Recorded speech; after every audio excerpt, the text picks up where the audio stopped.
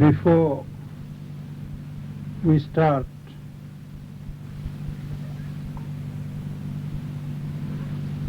with the subject of equality and the annihilation of ego, that is our chapter for the day, I have to make an important announcement on the mother's behalf.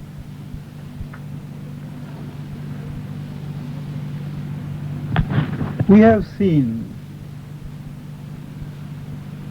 that at times mother acts without waiting for human conditions to be ready. We have also seen on a number of occasions when she does not act except in response to the human call.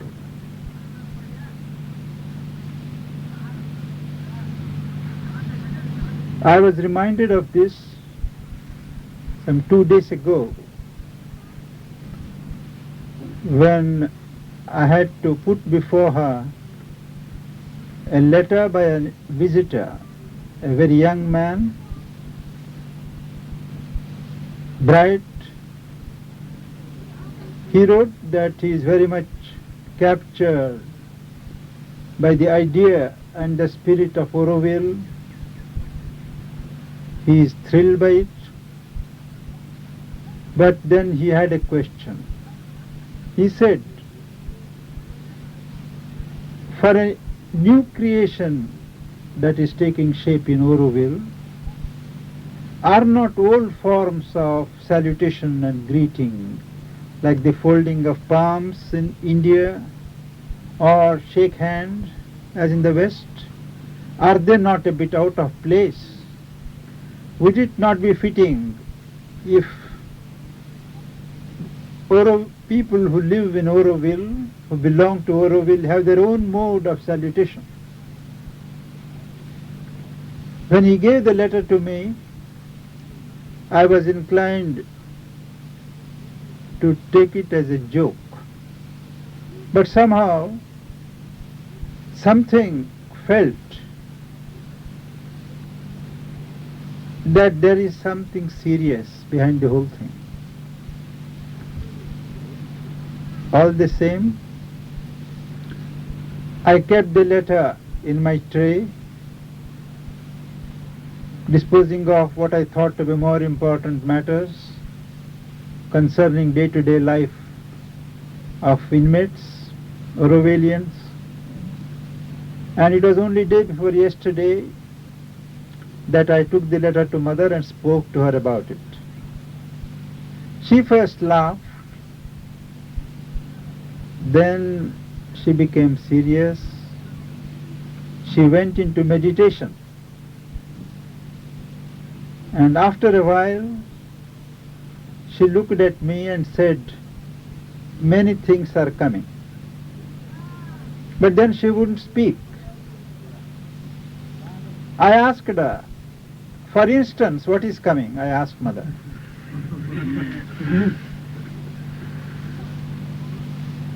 She said, bring the paper. So I looked at Champaklal. He gave the writing material, and with a firm hand she wrote 3 alternatives, modes of salutation to be operative from today, 1st of November 1972, for those who like to use them, those who stay in Auroville, those who want to belong to Auroville, those who breathe the spirit of Auroville. And the 3 modes of salutation, I'm going to leave this original paper here so that you could frame and keep it, because it is intended for Auroville and this is the heart of Auroville. She has written 30, 10, 7, 2. First is in French. Au service de la vérité. Or at the service of truth. Or simply truth. So these are the three modes of greeting each other. Au service de la vérité, or at the service of truth, truth. Mind you, it is not compulsory. It is left to the choice of people. Instead of good morning, bonjour, how do you do, and all these hackneyed expressions which have lost their life, here are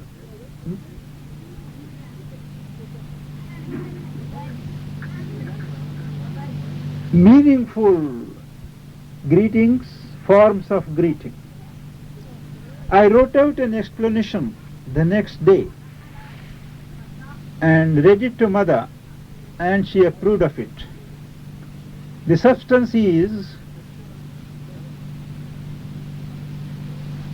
she has given a dynamic content to the form of salutation. By saying any of these, I affirm my consecration, my dedication to truth. And this constant affirmation in word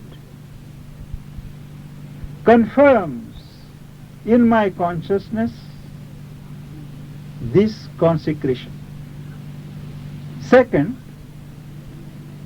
when I meet another and use this greeting, it is a reminder to him and to myself that our relations are based upon truth. The basis of our meeting is truth. With this understanding, there is very little room left for the old movements of ignorance, falsehood, and egoism. Each one, when he meets the other, reminds oneself and the other person that we live for the truth. We move towards the truth. So, this has an individual aspect of self-confirmation in dedication. Collective aspect in spreading on a collective scale this basis of truth. I light up the flame of truth in myself, and where it is dormant, if it be dormant, I awaken it with the power of the conscious word. Truth in thought, truth in speech, towards truth we move. This is the message that I have the privilege of communicating to you all here and through you all, to all who are staying in Auroville. Cyril, may I give this to you?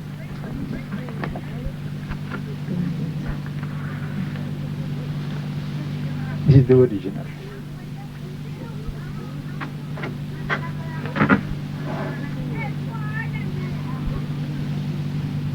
Second, it is not a message. I have not been asked to communicate it. But I felt when it happened and when I wrote about it that I should share it with you. I made it a point that anything that takes place when I go to Mother in between our meetings here, if it has some relevance for your endeavor of building up a new consciousness, I should mention it here. Well, it is like this.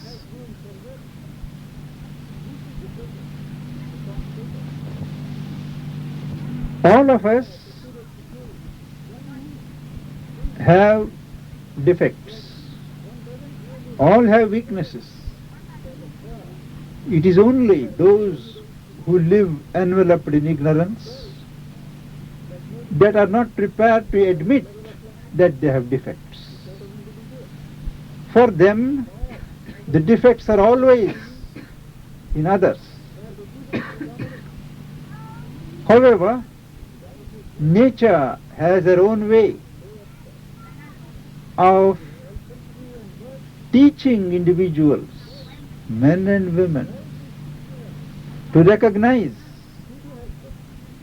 that there are defects in them by shocks, by incidents, by failures in life. Each one is forced to recognize their own lacunae in his nature. But once one turns to the life of the spirit or yoga, this is the very first thing that happens.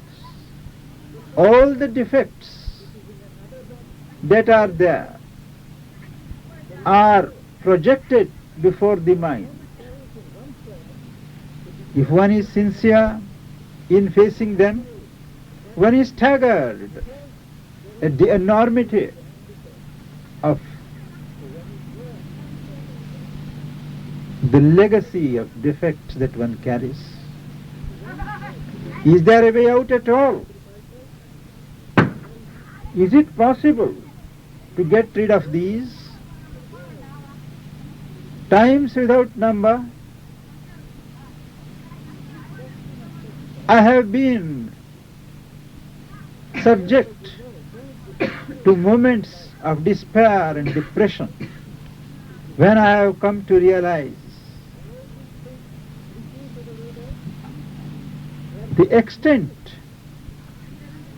or the range of these weaknesses, mental, psychological, emotional, that show themselves at critical occasions, in difficult situations, most unexpectedly.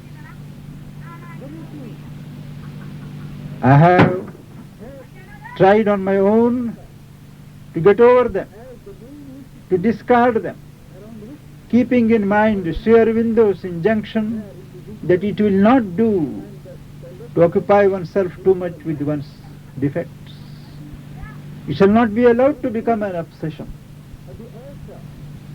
What I cannot do, I have been fortunately circumstanced to place before Mother. And she apparently makes light of it, but does what is to be done.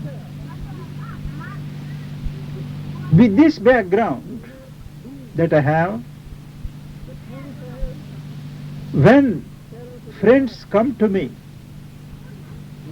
confessing their difficulties, defects of nature, it is but natural that I encourage them to expose the whole thing to the Mother's light.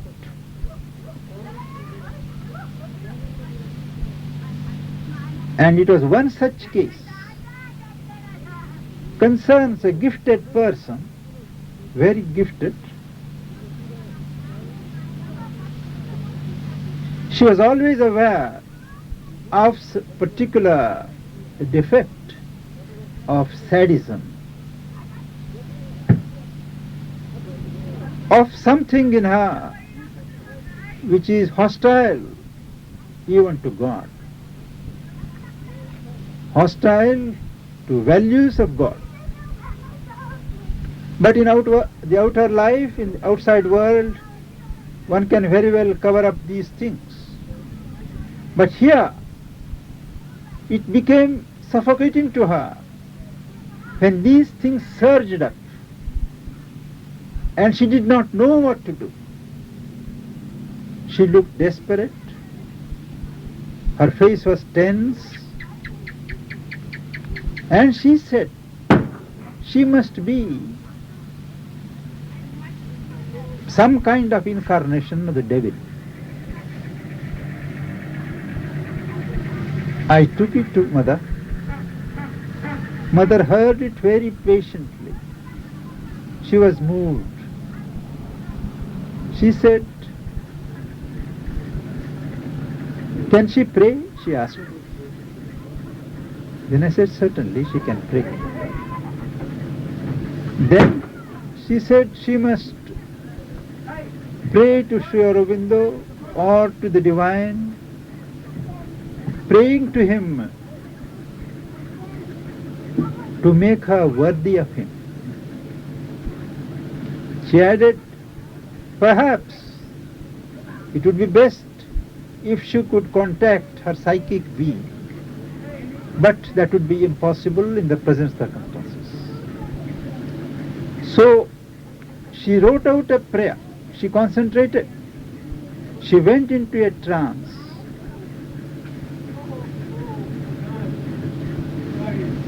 And when she came out,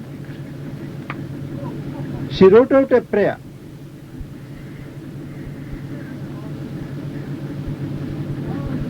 She first in French and then in English. Lord of mercy, make me worthy of thy grace. She said, I have done something. Let her use this prayer, and you will be amazed to know that the very afternoon when the person met me, she had been completely relaxed, smiling, looking beautiful. With tears in her eyes, she said, "Did you speak to Mother today?" I said, "Yes." "What time?" The time tallied. Suddenly at that time, she said she felt a warm glow around her face. There was a spurt of love, which was something unusual, and she felt completely relaxed.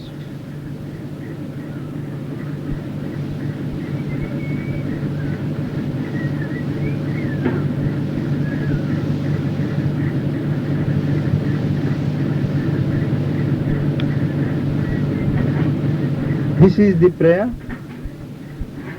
One who is faced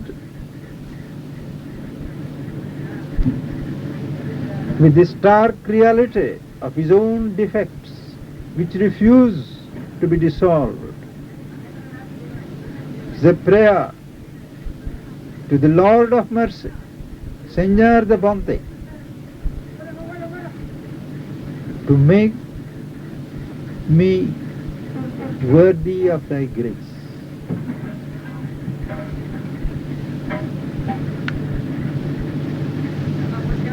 Now, to go back to the subject of our meeting,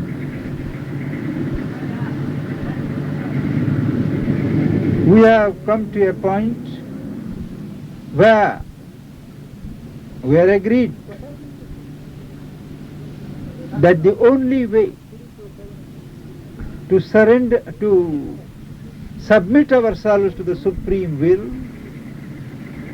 to let our human consciousness be taken up in the divine consciousness, is through a complete self-consecration. Consecration, even in our day-to-day life, consecration in works, it is an entire consecration. This self-consecration proceeds through three well-defined stages. First, we decide to consecrate ourselves. We have a will to consecrate ourselves in every detail of our life. Whether we immediately succeed in translating this will into practice or not is another matter. But when we start the work, when we pause in the work, when we end the work, we have this affirmation of the will for consecration. By this constant affirmation of the will, we develop later a need in our nature to consecrate. We may do the work, but we will not have the joy and the happiness of the work, the satisfaction of the work, unless it is consecrated. So this stage of feeling the need of consecration is the second. The third is when it develops into a natural habit. One doesn't have to will anymore. One doesn't have to be reminded anymore by the need in the being. One spontaneously consecrates. This is the first movement towards surrender. Second, one develops a complete equality. How to develop this sense of equality? First, when one works, one should give up the desire for the fruit of works. Naturally, when work is done, the fruit is bound to come. But whether it corresponds to what we expect or does not, it should be left to the will of him to whom you consecrate. The Gita has declared that you have a right to act for action, but not for the fruit. You offer your labor and the fruit of that labor to the divine. Whatever the fruit, it is equal to you. This equality, spirit of equality, is first cultivated regarding the fruit of the work. Second, regarding the work itself. Many of us have a habit of developing attachment to the particular work we do. Whether it is inertia due to which we don't like to change over our work, or it is some vital satisfaction that we get in it. The fact remains that man gets attached to the work that he is doing. There are many ways of deluding oneself that it is not his choice. Maybe in the beginning, but afterwards there is a resistance in the nature to change. This attachment to work, this preference for work has to be given up. Give up the fruits of work, give up also attachment to the work itself. Third, that the sense of the doer, that I am the worker, I am the doer, I am the instrument, that must go. It is in the ego center that this feeling persists. It gloats over the fact that it is the chosen instrument, this ego point has to be dissolved. One must realize that the real worker is the power of God. It is a universal power, individualized in places. It is that power which works through a million instruments, and each one of us is but one humble instrument with all our limitations. This sense of humility, awareness of our own imperfections and limitations, gratitude to the Divine for choosing us as His instruments, this has to become a life factor before the sense of equality becomes established.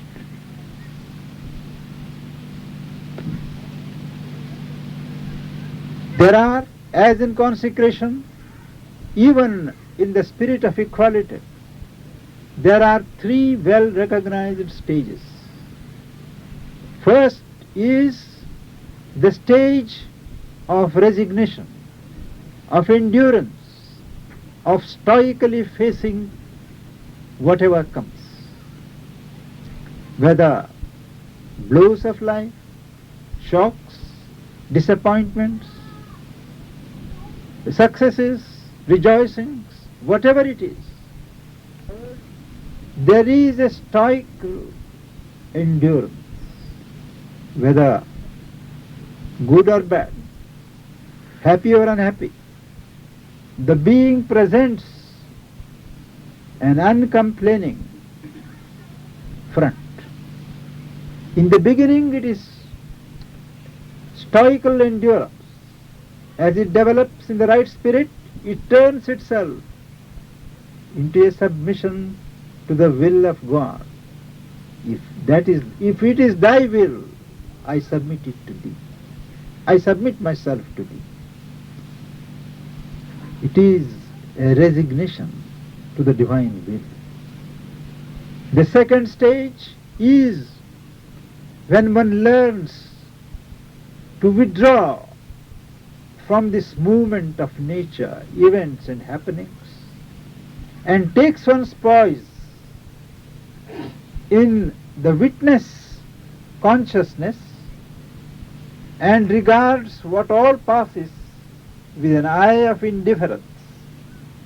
Sri Aurobindo calls it the philosophical stage, when the individual is not really affected by what passes, but watches from above. This is the interim stage.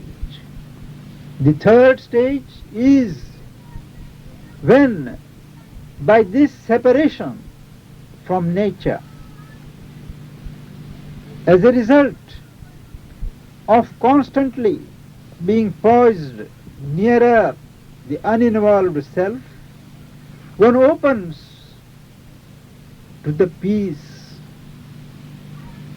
to the joy of the Spirit, to the divine will and knowledge and love. One feels an exhilaration. Even the very fact of living gives a sense of participation in the divine's bliss of existence.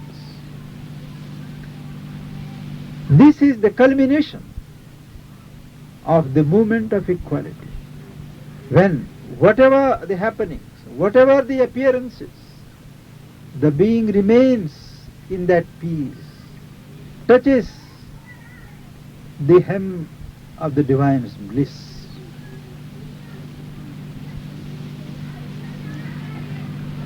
It goes without saying that if this sense of equality is to become real,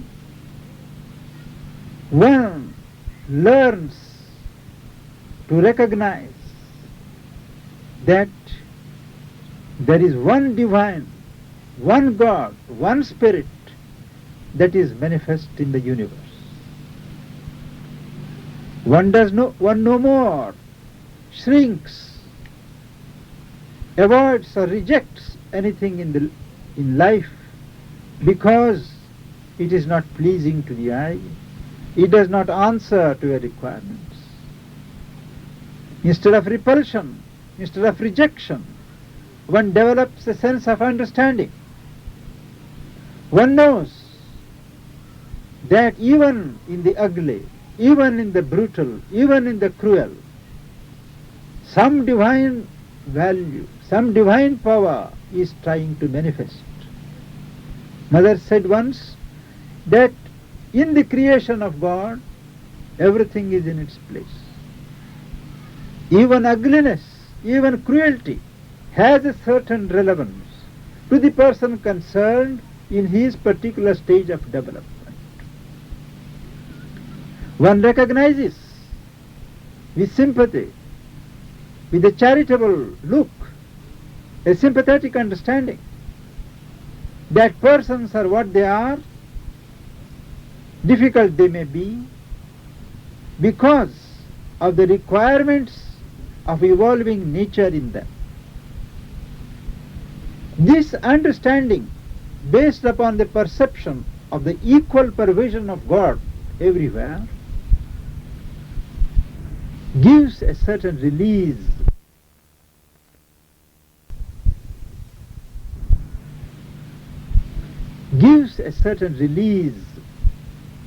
from individual reactions. The presence of God is not merely in forms, in creatures, but also in events. Events also, they have a before and an after. They may be unpalatable, they may be disappointing, but each event, each happening is a result of a past and a contribution to the future. The knack of spiritual life is to develop the eye of understanding, a conviction within that nothing is to be repelled. Everything is to be helped to take its proper shape. There is a struggle going on everywhere in different forms of life. It is the concern of the enlightened, it is the concern of the awakened to lend whatever helpful thoughts, helpful emotions, helpful hand he can extend. When he sees nature, whether in himself or in others, acting in a confused manner, he knows that nature has three modes. It is still these three modes of nature, of inertia and darkness, of dynamism and life, movement, of light and peace. Till these three modes of nature find a certain harmony, each surpasses into the other, and all the three together are assumed in their divine counterparts, one has to have an understanding of the working of nature in its own mold, till the lower nature is transmitted into the higher nature. Friction, disharmony, suffering are inevitable. What these three modes of nature are and why they move in the way they do, how they are perverted counterparts of the divine values, the divine modes of superior nature, will be the theme of our next talk.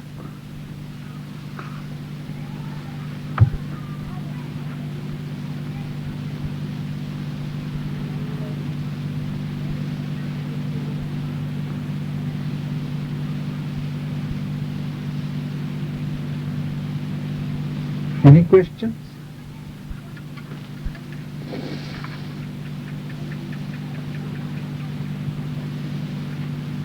I'd like to ask a question about this person who had the experience. One of Mother's statements was, she may pray to Sri Aurobindo. Or the divine, yes. And Sri Aurobindo says that he has set this up in such a way that the progress can be only through the Divine Mother. Can you give us some insights as to when to pray to Sri Aurobindo? Actually, Mother can't say, pray to me. It is whether one prays to Mother or to Sri Aurobindo. It is the same. From my experience, from the experience of innumerable people, I can tell you that it is one being, one consciousness. Whether Sri Aurobindo himself wrote once, when you pray to me, when you write to me, it evokes response from the Mother. When you write to her, I respond. It does not matter to whom you write. Now, Mother has, I have observed, a very delicate sense of, you may say, propriety, and she wouldn't say, pray to me. So she gave a picture of Sri Aurobindo. She said, now supposing she finds it difficult even to pray to Sri Aurobindo, she said, pray to the divine. It all comes to the same thing. Because Sri Aurobindo and Mother are what they are to us, not as human individuals, but as embodiments of the divine for us. For us who have come to them as disciples, as devotees, they embody the divine.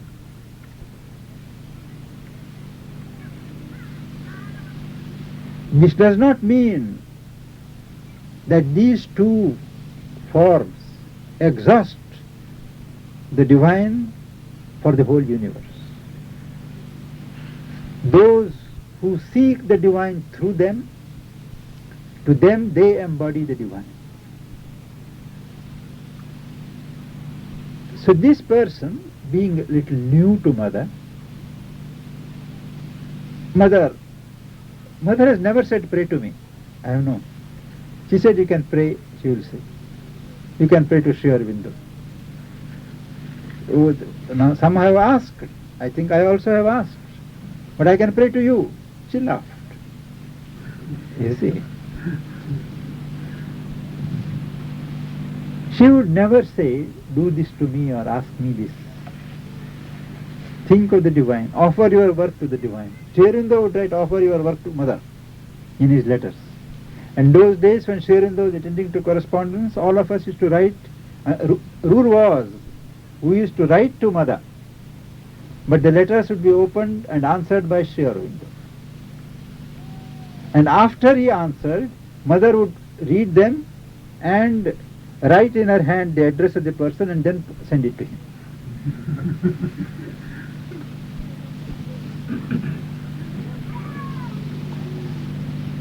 It was a way of expressing their joint working.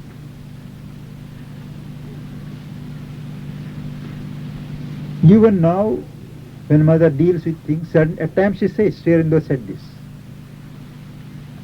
She says, Sri Aurobindo says. Even now.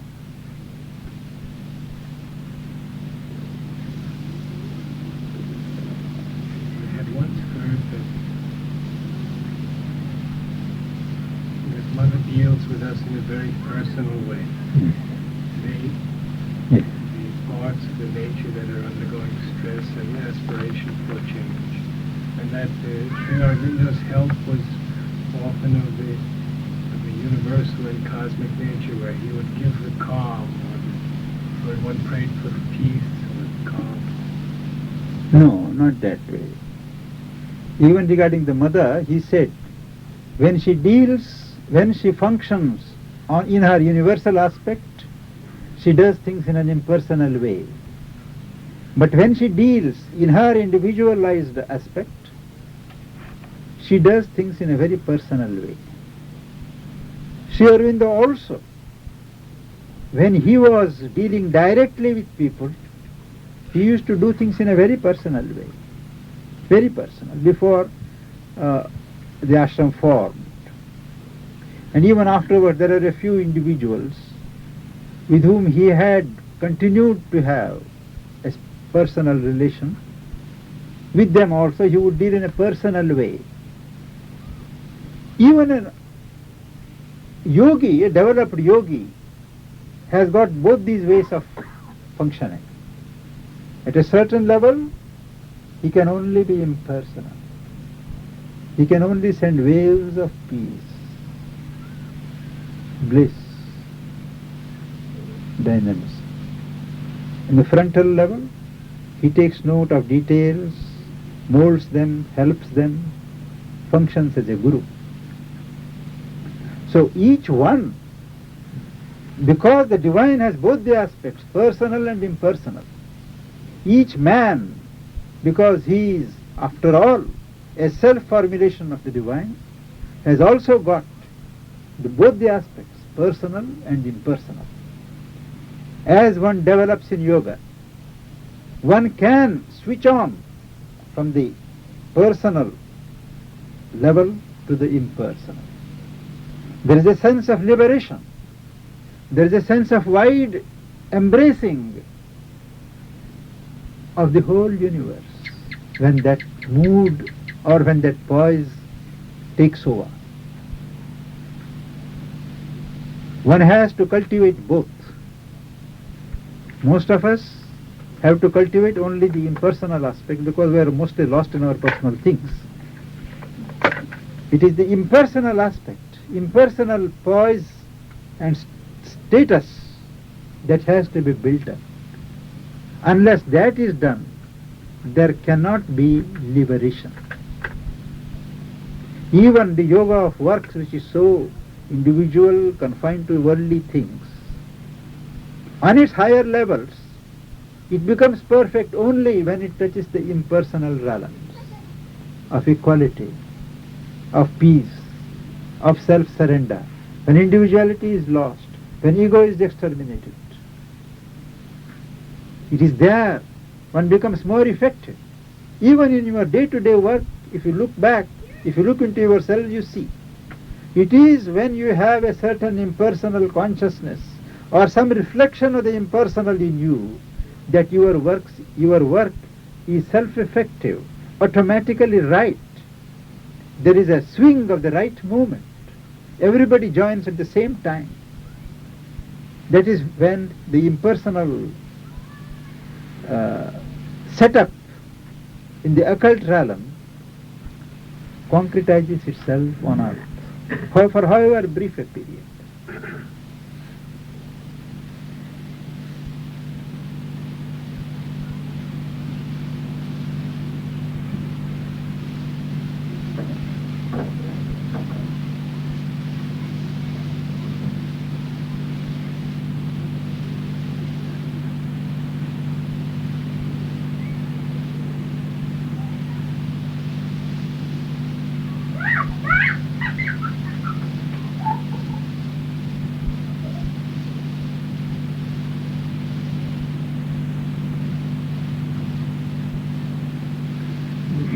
In our chapter for today,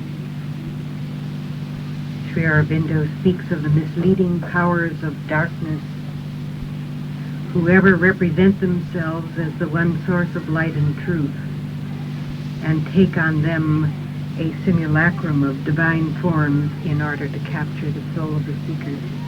Yes. There has been a collective experience here in the Mata Mandir workers camp, and in reference to the great value that this will build up in us during the daytime, these modes of salutation, the reverberations that will build. What about the nighttime? This collective experience was that of a nightmare which was experienced not by one but by a number of individuals. It was the same thing, a power, the experiencing of a power of darkness visiting, of being enveloped in a dark shape. Happened on the same night to various workers.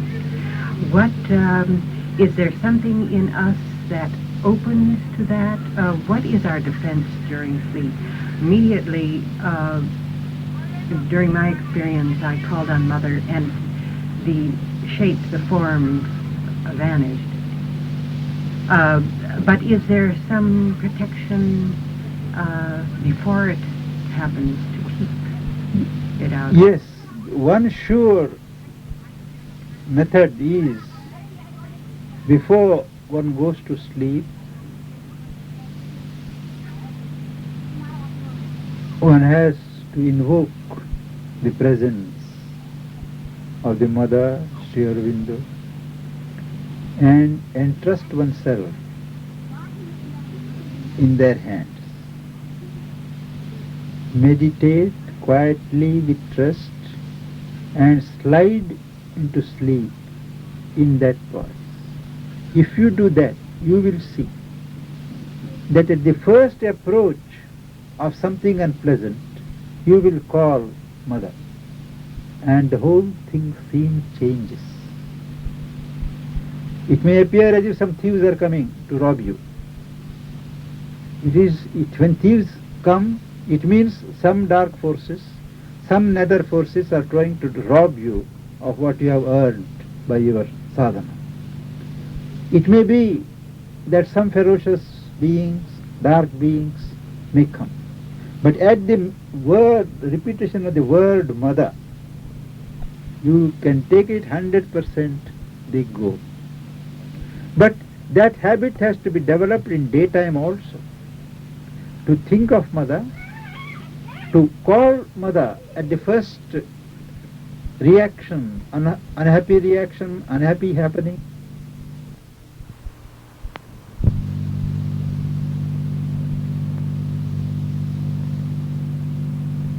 And goes to other regions where the encounters are not always pleasant.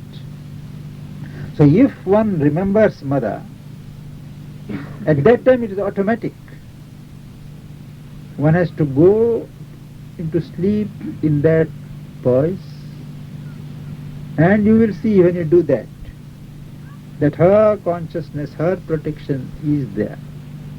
For those who can't do it, when her attention is drawn, she gives some physical token, a blessings packet, some physically concentrated item, which she asks to keep either on their bodies or below their pillows.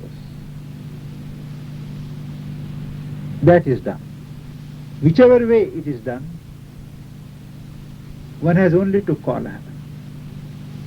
It is just possible that some individuals may have either invited or opened themselves to these visitations.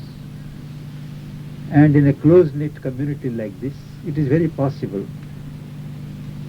that the dark entities may have tried. But if Mother was informed, that would not continue.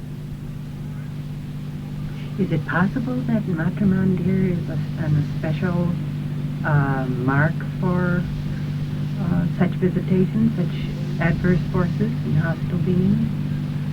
But naturally, wherever the light is to manifest, wherever new things are to come, the old hostile elements are bound to try.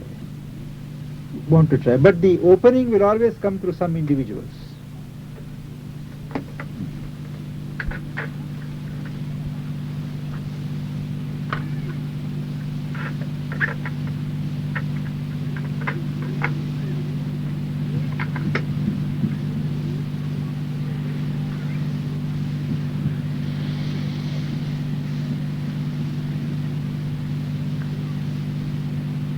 the experience that Cyril talked about at night, I'm wondering if certainly the same occult worlds function all the time, but we may be more aware of them at night because we go into those subtle ones and don't have to deal with the body so much.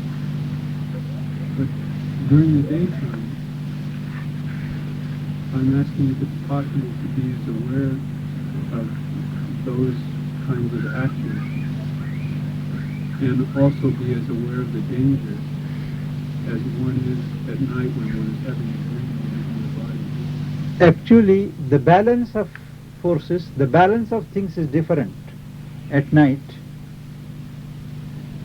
There, at night, in dark, there is a preponderance of these dark elements, the forces and beings of darkness, occult darkness.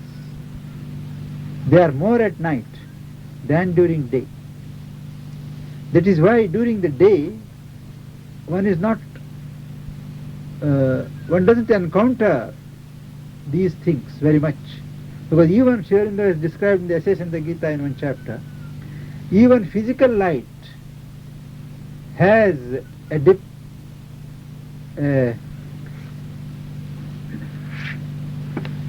different effect on these hostile entities. They recede, they recede. At night, they gain control. They try to gain control. Even man's vitality is low at night. So they try to take advantage of the lower functioning, the functioning of the life force at a lower level at night. These entities try to take advantage of it. That too, between, you may say,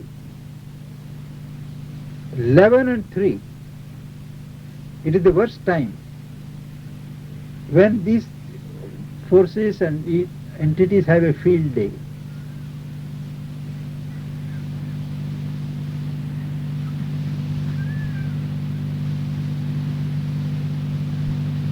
Would you say that the light of the full moon is favorable or unfavorable to that force? Would you say that the light of the full moon is favorable or unfavorable to that force? Yes, I know what you mean. The lunar vibrations intensify particular brand of dark forces, psychological, those of psychological illness, and also they create a magnetic field, so to say, for spirits, disembodied spirits, to come into play.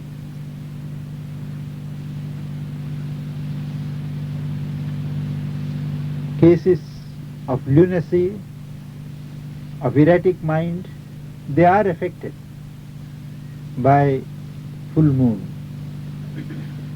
In what precise manner, I have not studied it, but it is true.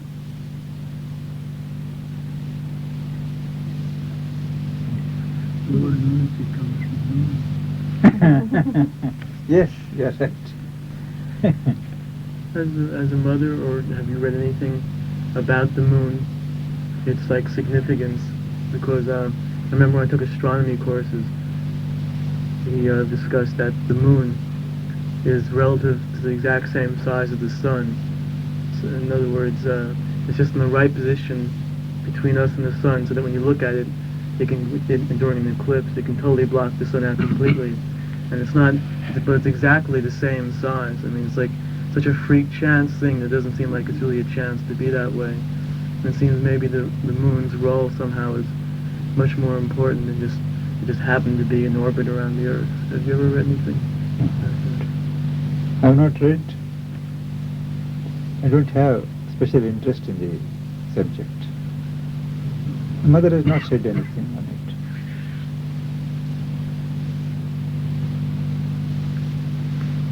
We meet next on November 15? 15th. 15. Chapter 10. Chapter 10. Three modes of nature, isn't Three it? modes.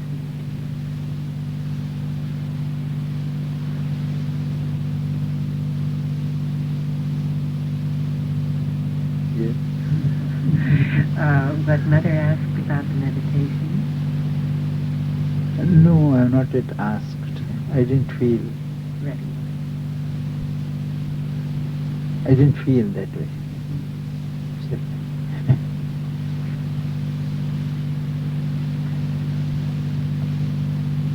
So I think we will disperse.